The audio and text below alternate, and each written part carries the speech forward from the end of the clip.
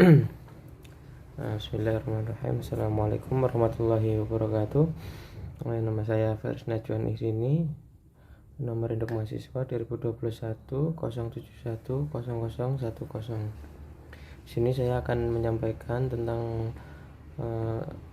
materi yang telah disampaikan oleh teman-teman. Yang pertama yaitu mengenai anxiety dalam public speaking, kemudian mindset, yang kedua percaya diri dalam public speaking. Video ini saya buat untuk memenuhi tugas ujian capaian pembelajaran yang pertama dari mata kuliah public speaking yang diampu oleh Pak Imam Suprabowo. Langsung saja menuju materi yang pertama, yaitu anxiety. Anxiety adalah kecemasan berlebihan atau ketidakmampuan individu untuk menyampaikan atau menerima suatu informasi sehingga menimbulkan reaksi tertentu. Kemudian pola tingkah laku yang terganggu ini dilabeli dengan gangguan kecemasan. Kemudian anxiety juga disebut juga kecemasan komunikasi atau biasa disebut juga demam panggung. Kemudian ciri-ciri anxiety yang pertama itu dari fisik.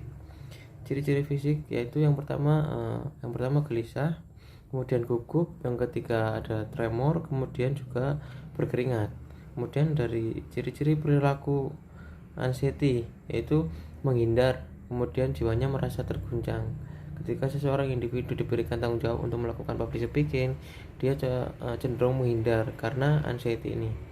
Kemudian ciri-ciri kognitif, khawatir pada hal yang belum terjadi, khawatir dengan hal-hal yang ada di pikirannya, kemudian menjadikan hal tersebut itu menjadikan individu tersebut itu merasa cemas.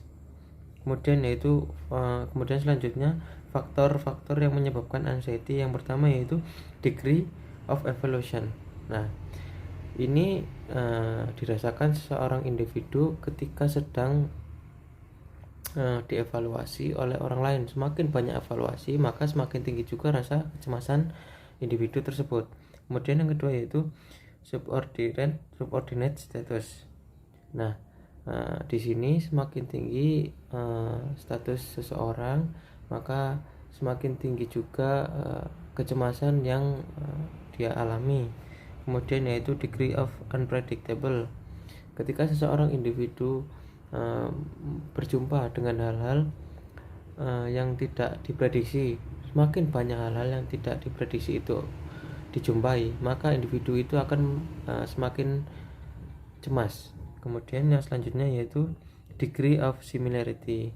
Nah, di sini yaitu semakin banyak ketidaksamaan antara public speaker dengan audiens atau antara individu dengan individu yang lain, maka itu akan menimbulkan kecemasan karena tidak nyambung saat melakukan obrolan atau menyampaikan informasi, kemudian apalagi saat public speaking. Kemudian yaitu fear of success and failures. Nah, di sini faktor yang menyebabkan anxiety yaitu tidak mampu untuk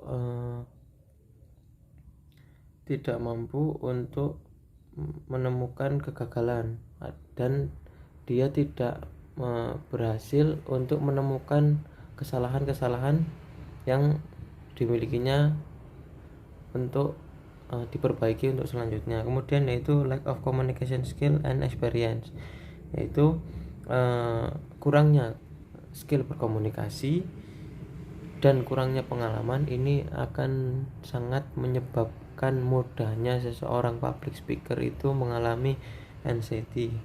Kemudian yaitu macam-macam anxiety. Yang pertama yaitu anxiety neurotic atau kecemasan neurotik, yaitu kecemasan yang terjadi karena bahaya yang tidak diketahui. Kemudian kecemasan moral, yaitu ketika ego dan superego ini terjadi konflik di dalam seseorang individu. Kemudian yaitu kecemasan realistik, yaitu perasaan tidak menyenangkan terhadap bahaya. Kemudian yang selanjutnya yaitu cara mengatasi anxiety. Yang pertama yaitu pikiran irasional, yaitu jangan menghindar dari masalah, berpikir kritis, inovatif, kemudian kreatif, dan yang paling penting yaitu yang tadi disebutkan, yaitu jangan menghindar dari sebuah masalah, kemudian harus berpikir logis untuk menghadapi masalah tersebut. Yang kedua yaitu impresi.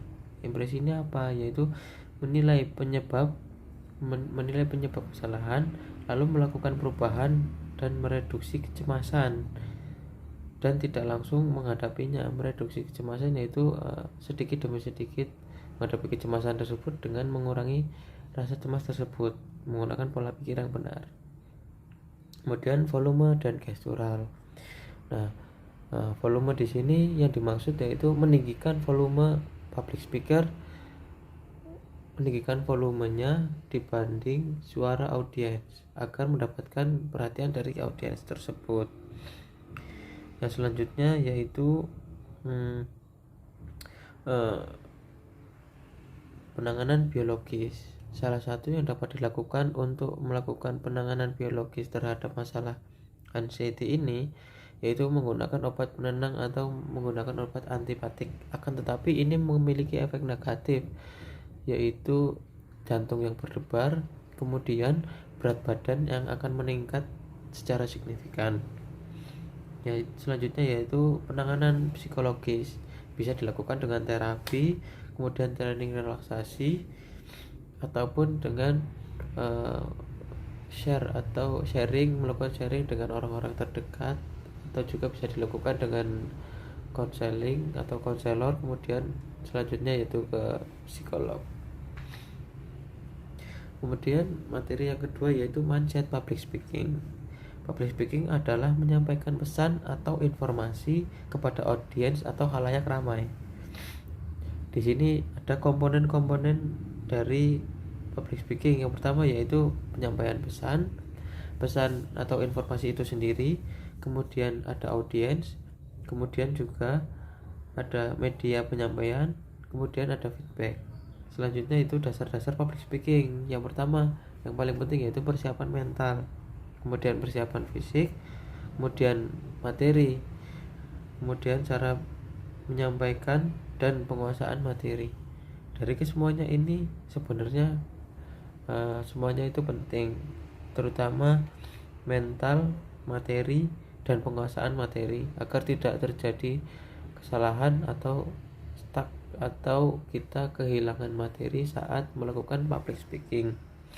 Kemudian yaitu metode public speaking. Ada berbagai macam metode. Yang pertama yaitu impromptu. Impromptu ini public speaking atau pidato yang dilakukan secara spontan tanpa persiapan ketika seorang individu melakukan tugas dadakan dan dia belum melakukan persiapan apapun, kan tapi sebelumnya dia memiliki pengalaman. Ini bisa disebut juga public speaking impromptu. Kemudian yaitu manuskrip atau menggunakan naskah. Nah, manuskrip ini yaitu public speaking yang dilakukan dengan persiapan untuk melakukan public speaking dengan menulis teks, dan selanjutnya yaitu melakukan public speaking dengan melihat teks tersebut. Nah, sisi positif dari public speaking manuskrip ini, di situ bisa memilah dan memilih kata-kata yang akan kita sampaikan. Kemudian yaitu memoriter atau hafalan. Public speaking ini bagus untuk orang yang memiliki kekuatan hafalan yang bagus. Akan tetapi sisi negatifnya yaitu ketika kita melakukan hafalan untuk melakukan public speaking, melakukan hafalan dengan materi-materi yang akan kita sampaikan, maka bisa terjadi kehilangan materi karena kelupaan, dan kita tidak bisa dengan lancar untuk menyampaikan public speaking atau menyampaikan informasi yang akan kita sampaikan. Kemudian yaitu extempore atau using notes. Nah, ini hampir sama dengan manuskrip, akan tetapi Untuk extempore ini hanya menuliskan garis besarnya saja. Jadi kita melakukan public speaking dan kita membawa note kecil atau kertas kecil, dan di situ yang tertulis hanya garis besar apa yang akan kita sampaikan kepada audiens. Kemudian selanjutnya yaitu mindset yang benar. Kita untuk memiliki mindset yang benar, kita harus percaya dan mendapatkan kepercayaan dari audiens. Bagaimana seseorang public speaker mendapatkan kepercayaan dari audiens sedangkan public speaker tersebut tidak memiliki kepercayaan diri. Nah, selanjutnya yaitu percaya bahwa public speaking ini bisa dipelajari, bukan murni dari bakat. Kenapa? Sebagus apapun bakat seseorang, jika tidak dibarengi dengan latihan, maka akan dikalahkan dengan orang yang selalu melatih dirinya sendiri, selalu memperbaiki dirinya sendiri agar bisa menjadi seorang public speaker yang baik dan benar. Kemudian menganggap audiens ini sahabat. Nah, ketika kita menganggap audiens ini sahabat, kita akan merasa nyaman saat menyampaikan suatu informasi. Jadi tidak ada rasa cemas karena kita sudah menganggap audiens ini sahabat kita sendiri. Kemudian yang selanjutnya yaitu cara menjadi public speaker yang benar. Pertama yaitu ada power of voice. Kita harus memiliki kekuatan untuk menyuarakan sesuatu atau menyampaikan informasi tersebut. Kemudian ekspresi, bagaimana seorang audiens bisa memahami apa yang kita sampaikan sedangkan ekspresi kita datar. Penyebab jika ekspresi kita datar saat menyampaikan sesuatu yaitu audiens akan merasa bosan, mengantuk, dan yang lain sebagainya. Kemudian body language, ini juga sangat penting. Body language dilakukan saat melakukan public speaking, di antaranya yaitu dengan menoleh ke kanan, menoleh ke depan, lihat ke bagian kiri, kemudian menggerakkan tangan, berjalan ke arah kanan, ke depan, kemudian ke kiri, dan melakukan gerakan yang secukupnya. Kemudian yaitu speak exactly, not quickly. Nah, di sini ketika kita melakukan public speaking dan kita menjadi public speaker, alangkah baiknya kita menyampaikan informasi dengan perlahan dan tidak terburu-buru agar informasi yang disampaikan tidak menjadi kesalahpahaman atau bahkan audiens tidak memahami apa yang kita sampaikan. Kemudian yaitu mengembangkan mindset public speaking. Cara mengembangkan mindset public speaking yang pertama yaitu percaya pada diri sendiri. Kemudian tanya pada diri sendiri mengenai untung atau rugi hal yang dikerjakan. Jadi kita harus berpikir bahwa hal yang sedang kita kerjakan ini merugikan atau menguntungkan, dan hal yang kita lakukan ini positif atau negatif. Ketika kita sudah benar memilih hal positif dan negatif, maka selanjutnya akan berjalan dengan benar juga. Kemudian selanjutnya yaitu meluangkan waktu untuk belajar. Sebagus apapun atau sebanyak apapun pengalaman, sebanyak apapun pengetahuan seseorang, jika merasa dirinya sudah mampu, jika merasa dirinya itu sudah bisa, suatu saat akan merasakan penyesalan karena pernah merasa bahwa dirinya itu sudah cukup pengetahuannya, sudah cukup pengalamannya. Kemudian yaitu berikan alasan yang tepat untuk argumen. Ketika kita menyampaikan opini atau argumen terhadap orang lain, alangkah baiknya kita memiliki alasan sebelum menyampaikan hal tersebut.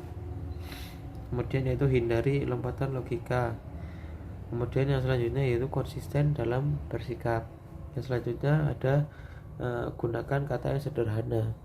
Nah, di sini ketika kita menyampaikan sesuatu, kita harus menyampaikan dengan kata-kata yang sederhana karena audiens yang kita hadapi itu memiliki berbagai macam latar belakang dan tidak kesemuanya paham dan mengetahui mengenai kata-kata yang sifatnya itu bahasa tinggi. Kemudian yaitu tetap tenang. Kemudian intinya yaitu kesalahan adalah hal biasa karena kita tahu karena dengan kesalahan tersebut kita jadi tahu akan kekurangan kita, dan dengan kekurangan tersebut selanjutnya yaitu kita bisa memperbaiki dan terus belajar agar tidak terulang lagi kesalahan yang sudah dilakukan. Selanjutnya yaitu growth mindset membantu untuk tidak mengejar kesempurnaan, akan tetapi agar maksimal dalam melakukan apapun. Nah, yang selanjutnya yaitu percaya diri. Hukum komunikasi efektif. Yang pertama yaitu menghormati dan menghargai audiens. Bagaimana audiens akan menghargai kita jika kita tidak menghargai audiens? Kemudian empati, kemudian audible, kemudian kejelasan, kemudian sikap rendah hati. Kita harus rendah hati saat menyampaikan sesuatu, tidak dibarengi dengan perasaan bahwa kita lebih tahu daripada audiens. Kemudian yaitu percaya diri. Percaya diri ini artinya meyakini atau mempercayai diri sendiri akan keberhasilan melakukan sesuatu. Akibat percaya diri saat public speaking yaitu audiens akan nyaman saat mendengarkan materi yang kita sampaikan. Kemudian audiens juga akan mempercayai public speaker. Nah, di sini bagaimana audiens akan percaya sedangkan public speaker itu sendiri tidak percaya diri. Kemudian tidak panik saat salah. Keuntungan percaya diri yaitu kita bisa melakukan improvisasi saat melakukan kesalahan dalam public speaking. Selanjutnya yaitu penyebab tidak percaya diri yaitu pernah gagal kemudian menjadi trauma. Ini akan mengakibatkan seorang individu itu tidak percaya diri saat melakukan sesuatu, terutama dalam public speaking. Kemudian yang kedua yaitu mudah putus asa. Yang selanjutnya itu ketakutan yang berlebih dan persepsi negatif pada diri sendiri. Yang selanjutnya yaitu kurang kemampuan komunikasi dan kurang pengetahuan. Saat seorang individu kurang berkomunikasi dan memiliki kurang pengetahuan, maka yang berakibat dengan hal itu yaitu kurangnya percaya diri. Kemudian cara agar percaya diri, yang pertama itu jujur pada diri sendiri. Jujur bahwa kita ini harus butuh belajar, harus butuh tambahan ilmu untuk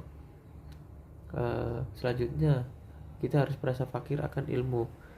Kemudian tentukan tujuan dan lakukan tujuan tersebut. Rencanakan hal-hal positif dan jangan hanya direncanakan saja, akan tapi lakukanlah hal positif tersebut. Kemudian selanjutnya yaitu temukan ketidaknyamanan dan rasa nyaman dalam hal positif maupun negatif. Kemudian kelola pikiran negatif, seperti hal yang tadi sudah disampaikan bahwa hal negatif itu bisa dikontrol dari diri kita sendiri. Kemudian latihan. Bagaimanapun rasa percaya diri ini tidak akan tetap ada dalam diri seorang individu saat melakukan public speaking tanpa latihan. Kemudian yaitu berdoa. Ini hal penting juga. Sebagus apapun bakat yang kita miliki, sebanyak apapun ilmu yang kita miliki, kemudian sebanyak apapun latihan yang kita lakukan, tanpa bantuan doa atau Allah Subhanahu wa Ta'ala, kita bukanlah apa-apa. Yang terakhir yaitu acceptance atau menerima. Mungkin itu saja dari saya, kurang lebihnya mohon maaf. Assalamualaikum warahmatullahi wabarakatuh.